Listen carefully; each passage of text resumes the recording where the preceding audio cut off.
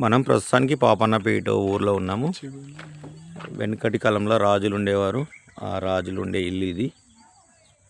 ఇప్పుడైతే అంత పాడుపడిపోయింది, ఎవరు ఉండట్లేరు. ఇప్పటికి కూడా వాళ్ళ రాజవంశంకు చెందిన వారు దౌలాపూర్లో ఉంటాడు, శ్రీకాంత్ రెడ్డి దొర అని. ఇది వారిది ఇల్లు. ఇది మొత్తం రాజులు ఉండేది.